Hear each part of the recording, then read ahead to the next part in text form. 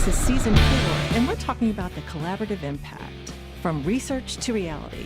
I've got with me Jenny Jabour, Technology Transfer Officer with ERDC, Office of Research and Technology Transfer, otherwise known as ORT, and Janice Karcher. She is the Deputy Director of ERDCWERX. Ladies, thank you for being here. Thanks, Annette. Great to be here. Thanks for having us. Okay, so as we always do, we're going to dive into some information about yourselves. So tell me about yourselves, your background, and your roles at ERDC and ERDCWERX. I guess I'll start. Yeah. So, you're it. So I'm Jenny Jabour, and as Annette said, I work as a Technology Transfer Officer in the ORT office.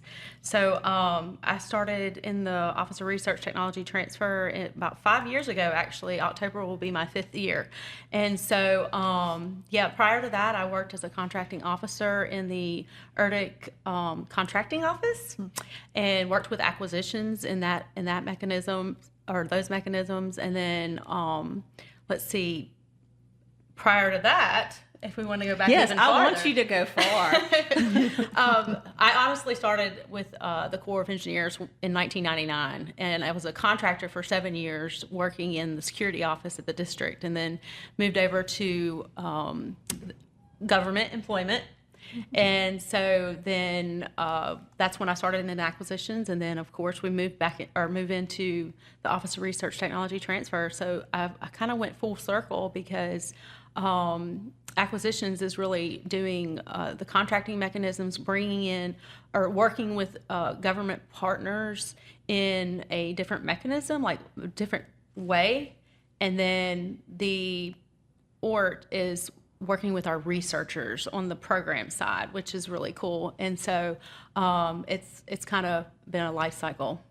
Great. So go even further back than that. Oh gosh. Before that, well, when I was working at the Corps of Engineers at the district, I was actually going to school full time and as I was working in the security office, I actually was going to school at Belhaven College, and that's where I received a bachelor's in business management.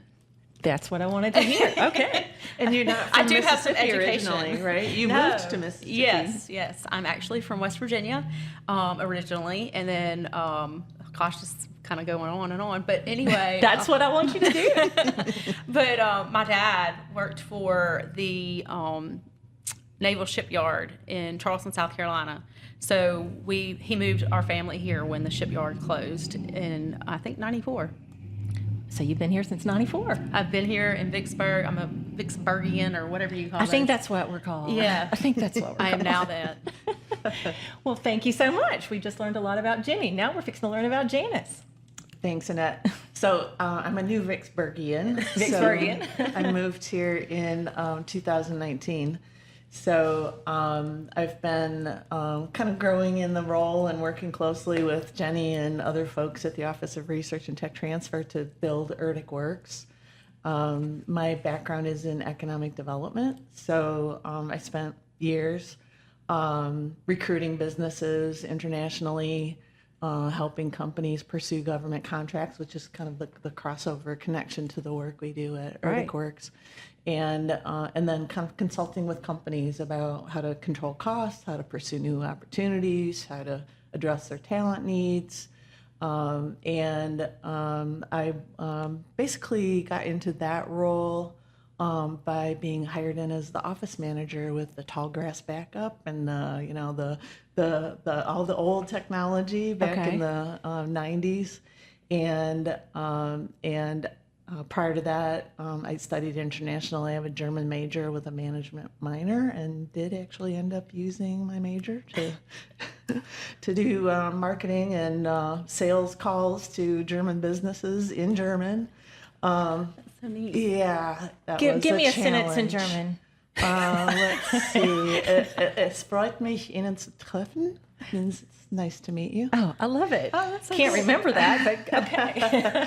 So I grew up on a farm in Michigan and was a 4-H'er and had some international experiences, and that inspired me to take on international language and international business, and so did apply that in my work in economic development, but that opportunity to move from kind of encouraging companies to consider government contracting to then working on in support of the government side to appeal to industry and academia and the ways that they can innovate with ERDC is really what's inspired me to become part of the ERDCWERX team and work with Jenny and the others at the Office of Research and Tech Transfer. Fantastic. I love that. It's just it's an amazing how, in your life everything just brings you to where you are. It's just it's when you look at that line of what you've done in your life, it's just so fun to see how that path has led you here. So, okay, so if you're just tuning in, I'm speaking with Jenny Jabour. She's a technology transfer officer with the ERDC Office of Research and Technology Transfer, and Janice Karcher. She's with ERDCWERX. She's the deputy director of ERDCWERX. Okay, so we are going to keep going, but let's start with a question that I'm going to be honest with you. I hear it all the time, and a lot of people hear it all the time, is what is ERDCWERX and how does it support ERDC's mission?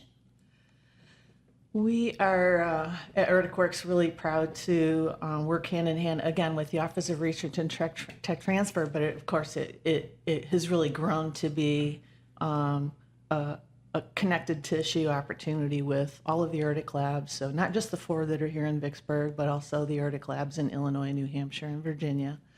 But we also are working hand in hand with other departments inside ERDC with the primary goal of making it easier to see and access and pursue opportunities for collaboration with ERDC. So the Office of Research and Tech Transfer is particularly focused on lifting up patents and innovation that's resulted from ERDC's work that needs and can really benefit from, but then also offer a significant opportunity to businesses to further elevate that innovation and introduce it to the marketplace and provide it to federal government customers. And at the same time, the contracting office is interested in helping laboratories understand where innovation is already taking place at industry and inside academia that could help jumpstart or advance an ERDC project that is really driven by a need by a federal government customer. So we're building a kind of a bridge and a greater visibility and accessibility to many opportunities to collaborate with ERDC, both inside Mississippi, but across the world. We're reaching folks and bringing folks to the table for ERDC that are really critical to ERDC's ability to move forward on the next rounds of innovation and solving of the nation's greatest challenges. Well, and it's, excuse me, it's not just a win-win, it's a win-win-win. Hopefully 1 + 1 = 3. Exactly. Kind of dynamic. Exactly. That's exactly right. So, okay. So a lot of us are familiar with M-City downtown, in downtown Vicksburg, but many still don't quite understand how this innovation ecosystem really works. Can you explain, and how does ERDCWERX play into that? So we are blessed to be located on the 3rd floor of the old Mississippi Hardware Building, now known as the Mississippi Center for Innovation and Technology, M-City. And we are surrounded by and working in complement with the 4 research institutions from Mississippi, as well as Hines Community College and other critical tenants like the Vicksburg Warren Chamber of Commerce, all looking at that element of the Mississippi connection that I mentioned earlier. So all of those institutions are working hand in hand with us and with ERDC to make the most of the opportunities to innovate with ERDC and to create economic development and business opportunity in Mississippi. So yes, we are giving visibility to the world for these opportunities to collaborate with ERDC, but then there are many Mississippi partners that are working hand in hand with us to make the most of those opportunities for Mississippi directly. It's so exciting. I Yes. mean, and the excitement just keeps building, does it not? It does, and I think the partners are inspired by the innovation that takes place at ERDC, and so the Mississippi partners are innovating in the way that they respond to those opportunities with ERDC as well. Fantastic. I think I want to add something. Please. Just to be clear, so partnerships are through academia, not only small businesses, large businesses, but nonprofits. So it's really a plethora of a good bit of society that's wanting to do some engagement with the Corps of Engineers or with ERDC or whatever government partner there may be. So It just, again, the doors that are open now compared to before is just so exciting and so invigorating. So you guys seem to have this synergy, like we're talking about right now, Yes. that really sparks innovation and tech development. Can you share some cool projects where your collaboration led to real-world success? So I won't say that we are directly involved in the innovation, but we do have synergy when it comes to sharing our researchers' technologies and what they do so importantly. So I guess in some of the ways that we've done some projects would be through our innovation to market. I2M is a patent showcase. So we work together, ERDC, with our ERDCWERX partnership, and we basically go out and we look at our portfolio, our intellectual property portfolio, and we take a handful of featured technologies for that year, and we look for partners, collaborators through cooperative research and development agreements, potentially through licensing perspective or licensing opportunities. We also have the time to be able to give the researchers and the industry partner, whomever it may be, academia, whomever, the opportunity to directly talk to those researchers about their innovation. And there's not really a whole lot of time or that we allow that, right? So our researchers are very tied up in some of the stuff that they are doing, right? They're behind the gates doing that. And so the opportunity for them to be able to engage with partners is a significant advantage in my book. But anyways, based off of the I2M program or event status or whatever we want to call it, so we've had several projects, and one of the most recent ones that we've got is the submersible matting system, and so that's just one of many.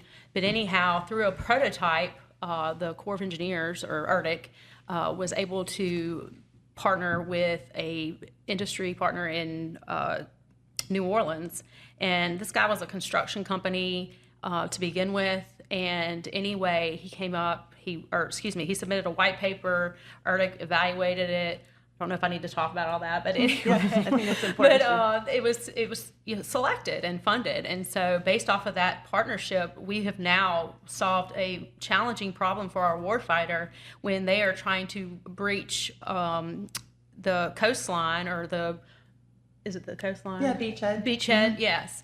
So they have this matting system to be able to unload all of their important and large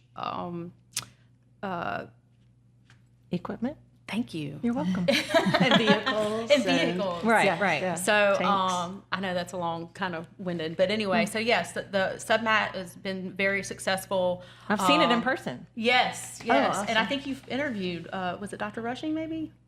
I did not interview Dr. Rushing, but I was with Dr. Rushing Okay. at an event Okay. that he had the equipment, the He might be one technology of your, there. one of your potential He could interviewees. be. He could be. I think what's really interesting about that submat project is that it came to ERDC as a challenge, right? Right. So when naval and Army forces are bringing heavy equipment, everything from tanks to heavy trucks off marine craft across the beachhead to enter into an area that isn't served by a port. So Right. that's basically they're dropping down the gate and driving heavy equipment off a ship onto a beach. As you might expect, the beachhead doesn't hold up long before they then have to have a bulldozer and go back in and smooth it all out again and make it accessible and position it so that it can accommodate more equipment coming off the ships. This design and the challenge originally was brought to ERDC because they didn't have a solution and needed ideas about how to innovatively address that topic. That's the announcement that came out through ERDCWERX. Just there's this kind of challenge. We're looking for solutions without any specifications about materials, no specifications about the weight or anything like that. Just ERDC has the opportunity to just pose the challenge and see what kinds of innovative ideas come in. And you never know where those ideas can come from. And in this case, to Jenny's point, the most interesting idea came from a CEO of a construction company. We would have never thought, oh, this solution is in the head of a CEO of a construction company. But he knew the materials because they had used them in some type of construction application. And as a result, that construction company has now spun off a new company that specializes in this submat product and has an agreement with ERDC to be the producer and the vendor of this submat product now. And they are, attending war games and demonstrating how well it works in the Philippines and all over the country. And our military forces are getting very excited about the efficiency and the effectiveness of submat as a solution for this really important ability to timely kind of be on a beachhead and be in a part of the country that isn't served by a port in order to defend our allies or defend our own country and holdings quickly and responsively. And that's a very big success. That's a very big success. Did you have any more that you wanted to add to that? No? I guess when I had my point about I2M too, it was just the fact that we try to take advantage of that event to recognize those small businesses. Is that a once a year thing, or it's an in-person once a year, but we also have Janice and her mindful self. She's so intelligent. She was like, "Hey, why don't we do webinars too?" So we have now, how many did we do this year? 5. 5, yeah. Okay. So it's a series of 6 events. Great. Yeah, to kind of lead up to the innovation to market in-person event and get, But nowadays, that's the way to do that. Oh, yeah. And the Innovation to Market is a great brand that was created at the Office of Research and Tech Transfer. So this is a way to kind of give more visibility to and kind of give legs, if you will, to a new brand that is created at ERDC and really exemplifies the goal, right? Taking innovation to market and pointing out how folks here in Vicksburg and around the country can engage with ERDC to play a role in that. Yeah, because I think it's important to know that ERDC is, we are not our own manufacturer. We have to find ways to get our technology out into the commercial marketplace, if it can be in the commercial marketplace, right? Or find the ways to put it in commercial marketplace. And that's one of the ways that the partnership intermediary is helping the Office of Research Technology Transfer. Okay. By the way, that's us. We are a partnership intermediary. That would be. So it's a certain kind of agreement that federal laboratories are allowed to utilize. So we have a competed contract. And so every 5 years or so, we have to repropose to ERDC that DefenseWERX continue to be the entity that operates and grows ERDCWERX. Fantastic. That's good to know. Yes, they're our neutral facilitator. Yes, that's a good definition. We have no preferences for companies or locations. Just finding good solutions for ERDC and good potential partners for ERDC, which ultimately and doing a great ERDC job select. at it too. Oh, thank you. It's exciting work, very interesting. Take us through your process. ERDC researchers come up with a great idea with potential to solve. I know we're not supposed to say this word, so instead of saying problem, I'm going to say challenge. Okay, to solve a challenge. What happens next? How do you support the journey from idea to application? So I guess I'll start with me. If it's a novel and new idea, we would suggest going through the invention disclosure process. And so the Office of Research Technology Transfer, I keep saying it because it's a lot, but ORT. And people go, why is she making that noise? we have an IP management process that begins with that innovation, right? So our ERDC strategy is innovation to impact, hence why we kind of said innovation to market if you're just now listening in. We were talking about that before. But anyhow, innovation to impact. So it really is like a 5-step process for us and for us to be able to or for our researchers to engage the ORT. But anyway, we look at what they've done. Is it novel? Is it new? If that's the case, then we want them to disclose it to our patent attorneys. And so then they would report that, right? Mm-hmm. So that's the first step. And then the second step would be like strategizing on ways to see what the technology is a good candidate for. Is it good for transfer? Is it good for transition? Is it, how do we want to promote it or anything like that? And then we want to secure that, right? So not all the time that when an inventor comes to us or a researcher comes to us with an invention, is it patentable? But that doesn't mean that it can't be disclosed in case it could be patented later on or if there's some advancements, right? Mm-hmm. So, and then the fourth step would be to promote it. So each technology is promoted with different mechanisms, and one is through our partnership intermediary.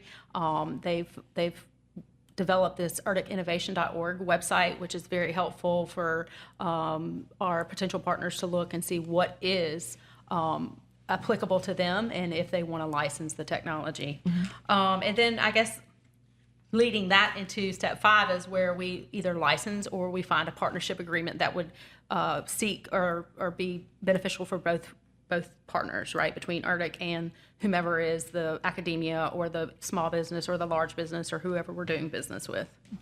Okay. That's a lot. It is a lot. It is a lot. But we work really close with our innovators, and we try to make it as comfortable for them as we can. So anyway. Janice, do you have anything to add? I would just add that ERDC has a great process that actually supports the thinking about that continuum at the beginning. So when a partner comes to the table with ERDC and they have their first agreement that says, here's how we're going to work together, it anticipates and sets up the rules for what will be done or what's intended to be done if new intellectual property, new innovation results from that collaboration. So even before the first step that Jenny pointed out, which is an inventor mm-hmm. at one of the ERDC labs raising their hand and saying, I think we have something unique here that needs to be protected. Mm-hmm. There are already terms in place with the partner that line out and point to the steps that Jenny talked about. So there's work done very well on the front end by the Office of Research and Tech Transfer and Contracting at ERDC to make sure that the partners understand that that's the process that will be put into place when they invent together. See, this is all coming to place in my head. So you don't have to figure that out as a new partner, right? ERDC helps set the stage for that collaboration to take place and for new partners to understand how it will work. Okay, sounds great. So handling intellectual property can be tricky. How do ERDC, ORT, and ERDCWERX work together to protect it? So carefully. All right, thank you. So most IP is collected, like I said, through an invention disclosure form. And most of the time, all the time, we sit down with our patent attorneys. And really that's who drives the process between us and ERDCWERX. So as far as being in how did you say that, protecting it, once they've gone to the patent attorney and we've done the invention disclosure process, then it's protected in that manner. Okay. And then the actual invention disclosure or the patent attorney determines whether they need to file it. So once that's done, then they're pretty much protected until it's published and issued. I'm not the IP portfolio manager, but I do know a little bit about the process. So that's just that's really the start of it. And so utilizing ERDCWERX, they, you know, within our terms and conditions of the contract or the agreement that's in place, our partnership intermediary, you know, they have the bandwidth to as well sit in on those discussions, but it's ultimately up to our patent attorneys to determine whether we want to do all that, and you know, I guess that's really, does that make sense? It sure does. I think it does. And just to help our audience with an example, Right. A recent patent that was issued for ERDC is a fish deterrent solution. So one of the many things that ERDC works on is identifying solutions that hand in hand with the Army Corps of Engineers can be implemented to stop the expansion of the footprint of the Asian carp throughout the rest of the Mississippi River corridor, but into the Great Lakes, for example, because it is a great threat to game fish and other critical species in the Great Lakes. And so this process took place at ERDC in the environmental lab, where they, together with their partners, realized we have kind of piloted and tested a solution in our laboratories. We've done a pilot installation on a lock along the Mississippi River. We now know that we've got innovation that we need to protect. And so that triggered them coming forward to Jenny's office to say, we need help figuring out whether this is patentable, first of all, and how it can be protected. And so that process takes a couple years. It does. Because the U.S. Patent and Trade Office review them seriously, compare them to other patents, and ultimately determine whether a patent application actually gets processed and turns into a new patent. And so in this case, ERDC was just recently awarded a new patent naming the innovators at ERDC as well as any critical external partners in a patent that is now protection for this innovation.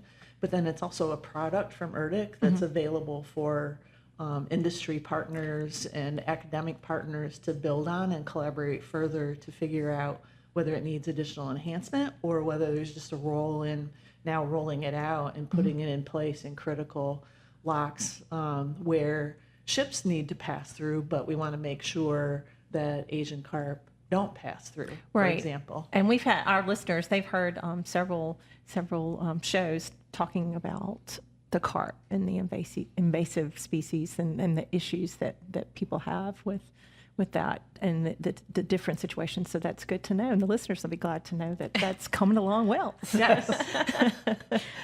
So what is your process for commercializing ERDC technologies, and how do you make sure these innovations actually make it to market and have an impact? So Jenny's team, the Office of Research and Tech Transfer, do a great job of linking not only with ERDCWERX, but there's also a DoD level national partnership intermediary called TechLink. So there are a couple entities that are reaching out.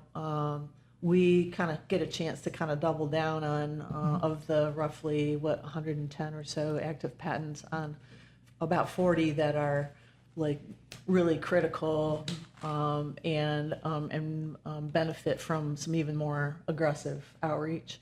We work hand in hand to identify who the ideal commercialization partners might be because they have experience in the market, because they already have a supply chain in place, because they may already have a distribution network and be able to kind of readily produce a commercialization strategy for ERDC that convinces them that, hey, these folks know kind of how to approach this and appear to have a credible plan for how to make it happen. So we have a full-time commercialization manager on our team at ERDCWERX, and she has worked in this business for years. And so folks that are interested to commercialize an ERDC patent don't have to know exactly how to do this. We kind of help walk them through the process. If they realize that, hey, there's a product at ERDC or an innovation that would fit well in my business or might allow me to spin out and create a second business, We will help walk them through that entire process and really help them prepare to deliver to one of Jenny's cohorts, or actually herself, at the Office of Research and Tech Transfer, a full plan for what they would do if they were awarded or entered into an agreement with ERDC to commercialize that technology. Okay. So a lot of hand-in-hand work, a lot of back and forth kind of consultation, and helping the potential partner understand their options, and hopefully move that quickly enough that they feel like, okay, this opportunity is here for me. I've decided to pursue it. We're going to quickly move forward and try to make some decisions that are good for ERDC and good for the external partner. Okay. Do you have something to add, Jenny? She hit the nail on the head. No, but I feel like a lot of what she just said is about marketing, right? And about market intelligence, knowing what our technologies are, as she just described previously in the fish deterrent, knowing what that is, and then knowing who to go to, right? And so the part of the technology transfer officer, or myself, my job, there's so much going on that I may not have as much time to do that. So we look to our partnership intermediary to really help us with that market intelligence, help us find those customers or those the partners to really add reach to research for our for our innovators. So they do an excellent job with that, and really kind of bring the deals to the table, and then we try to. And then it's up to the ORT to really put that solidify it, right? Get the lab directors signed off on it, and get the buy-in where we need it. So internally. Okay. And I haven't really focused on the title of this show. I don't know if I've even said it one time. And I think it's really important that people realize that we're talking about from research to reality. That's what we're talking about. And so that's the name of the show today. So how do you get small businesses and entrepreneurs involved in the innovation process at ERDC? Yeah, I think I liken this to back in the day when Kellogg's introduced cornflakes. Everyone understood porridge or oatmeal or that kind of product. They had no idea what cornflakes were. We're kind of in that game. So part of the work that we do is just familiarizing potential partners with this opportunity. They all understand what federal contracting look like. You would like to buy a widget at ERDC. I sell a widget. We figure out how for you to learn about my product and consider buying it. This is a little bit different because ERDC is looking for innovators. So this is more of a we'd like to find partners that could be either compensated to do applied engineering with us, right? The product's a little more nebulous. The problem is defined, but the specific product is a little more flexible. And so that's a new thing for many small businesses across the country. There is also a national network funded by the Department of Defense and their Office of Small Business, where in every state there are people funded and trained in place to help small businesses realize that they could be building their business or growing their business by doing work with the federal government. And so we communicate to that network quite aggressively, and have a lot of good friends across the country who are coaching small businesses as to their federal contracting and business growth opportunities, with a component in it that includes either revenue opportunities coming from federal government collaboration, or just agreements that provide syncing up and parallel collaboration through cooperative research and development with organizations like ERDC. So there's some opportunities for in-kind work where ERDC may be funded to do some work, a company's already investing in some work, they're synergistic, and there's an opportunity for collaboration, and the team that Jenny's on it or also puts agreements together to solidify those kind of collaborations as well. But bottom line, we are challenged and have the opportunity to inform small businesses about this opportunity that in many cases they're just not aware that it's there. And we do that by emailing people, by reaching out through their professional and trade associations. We can actually pick up the phone and call companies and say there's this opportunity that's out for competition right now, or there's an event coming up that we think could fit with your organization. We want to make sure you know about it, and we're here to kind of coach them on how the process works to ultimately kind of put their toe in the water or throw their hat in the ring with an opportunity with ERDC, which just starts with a 3-page white paper. So very easy, low hurdle to entry to engaging with ERDC and sharing an idea that ERDC may come back and say, oh, now we want the 10 or 20-page detailed proposal. But it's easy to just with a couple pages submit an idea. Of course, not include anything proprietary or confidential, but to get the conversation started with ERDC by a simple submission through ERDCWERX. Okay.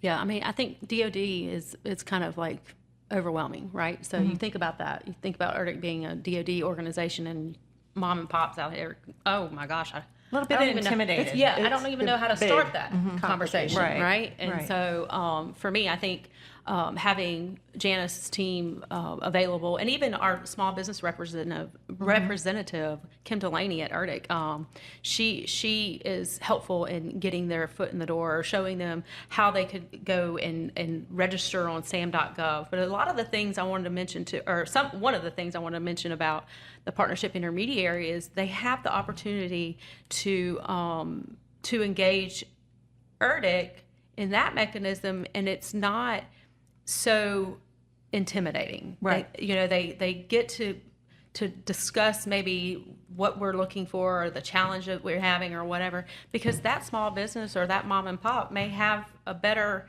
innovative way of doing something than our ERDC researchers. So we want them to have the opportunity to engage us and work together in maybe on a cooperative research and development agreement, so that's one of the mechanisms we use. It's called a CRADA. So anyway, I think that small businesses at this point don't have or are intimidated, like we said, but then I think they don't know where the door is, right? Who do they engage with, and how do they get that foot in the door? So anyway, partnership intermediary. We're kind of if we've got small businesses listening right now, they probably learned a door that they could open. So yeah, ERDCWERX.org, and we have a switchboard, so it's easy to call one number and get connected to one of our team members. Very good. So looking ahead, let's look ahead. What's next for your collaboration, and how do you see ERDCWERX and ERDC evolving together to tackle new challenges in technology transfer? So crystal ball. Crystal ball. The ecosystem, and Janice probably knows the number off the top of her head, that they've developed for ERDC, and the growth in the footprint has grown. I don't even know how. It's just beyond. Yeah, it's over 20,000 people now who we know what they do, and we know that they do something that could be of interest to ERDC.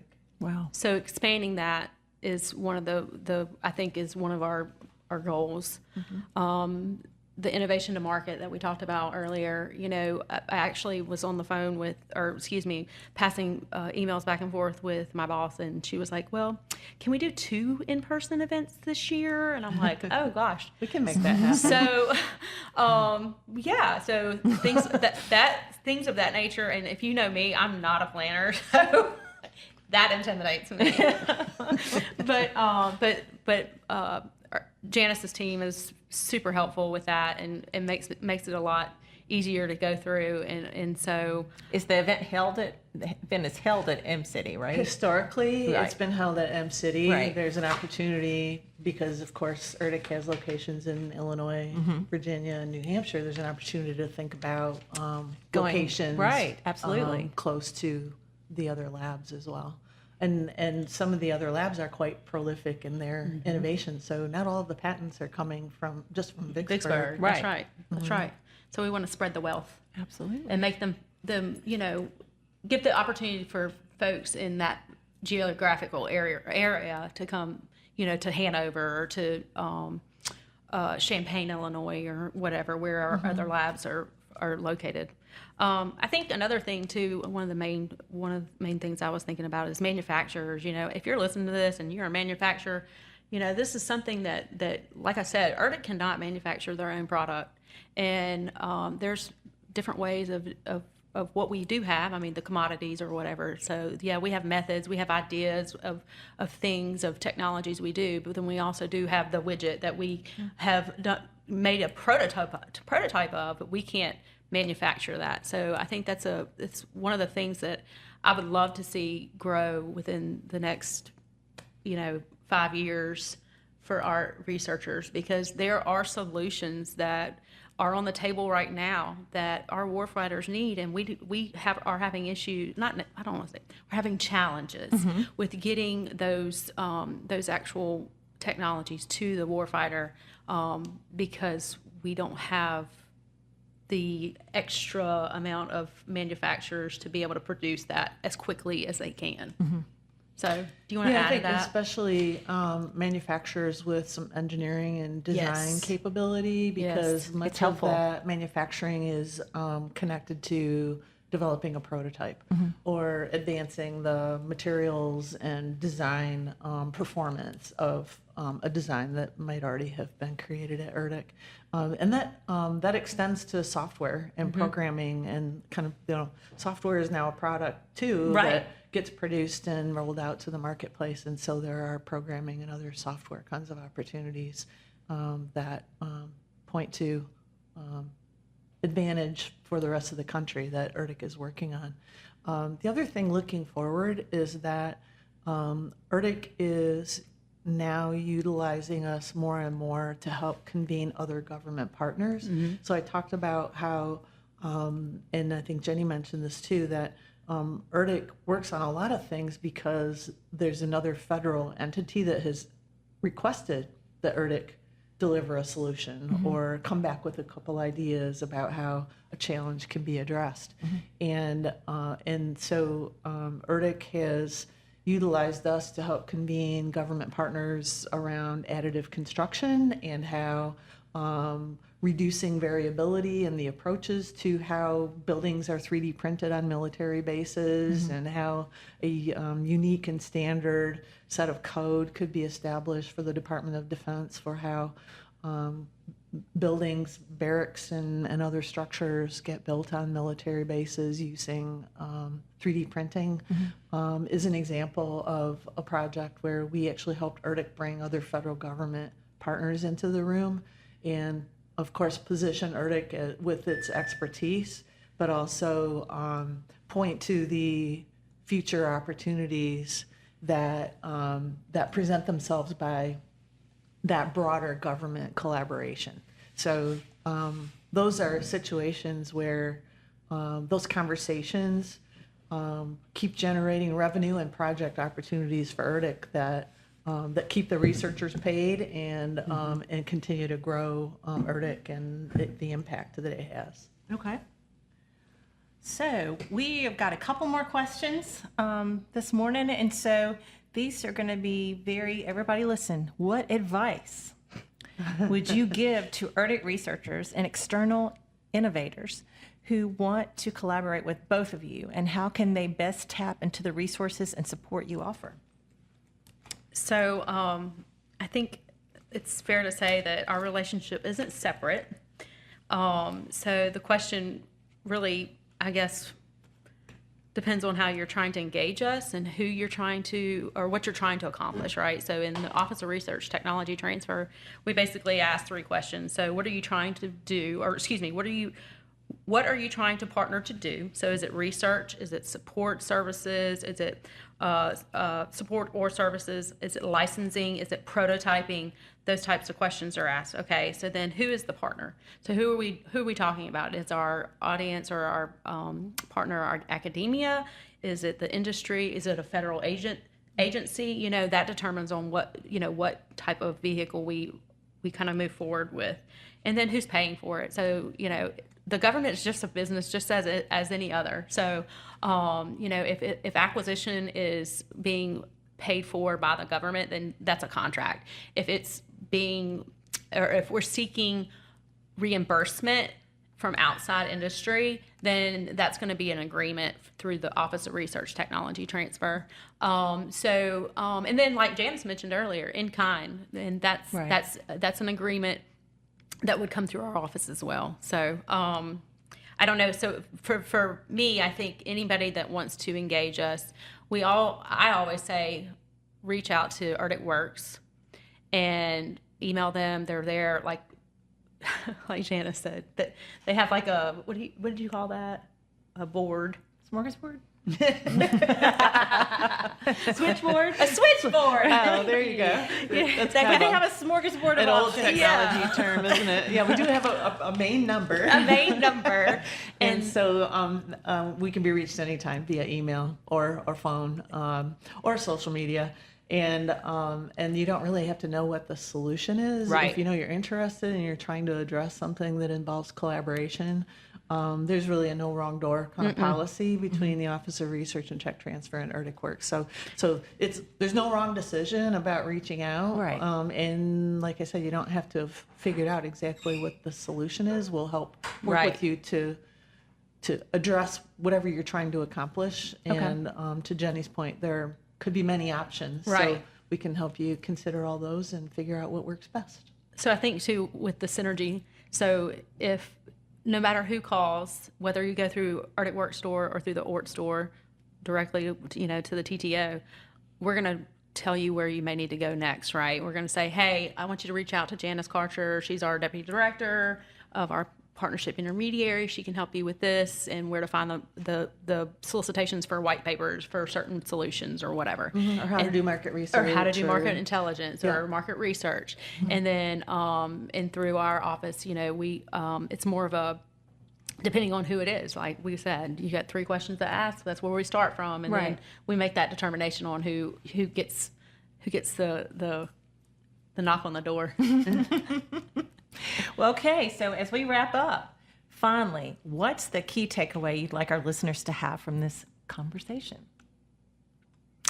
For me, like we just said, being able to, we're an open door for not only with the Office of Research Technology Transfer, but through ERDCWERX and our partnership intermediary. They are, they're not just our subcontractor, they are a neutral facilitator, as we talked about earlier, and they are there for igniting, I would say, industry partnerships and academia to really engage ERDC. So I think that's a great takeaway for I guess the audience, I suppose. Okay.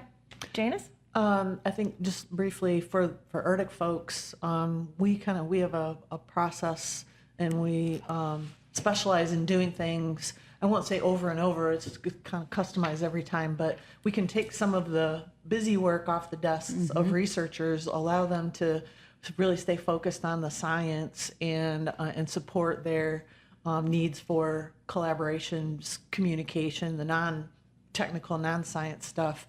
And then also kind of expand the bandwidth at ERDC, because I know ERDC is always hiring. So for those who are listening who have an engineering degree or have an interest in science and don't work for ERDC, you may want to consider looking at their job postings, because it's a great organization to work for.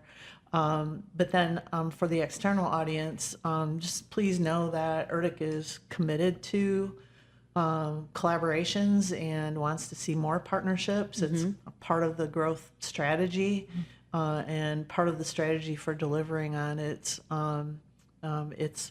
value to the rest of the federal government and to the country overall. So we're here to kind of help facilitate that and make it easier for folks to realize where the collaboration opportunities might be. You know what? And that's the perfect closing to this show, because again, the season, we're starting off with this show, season 4, and our we're pushing the collaborative impact and what's involved in that. So ladies, thank you again Thank you, for Annette. being on Thank the you, show Annette. today. Thanks, Janice. Nice job, Jenny.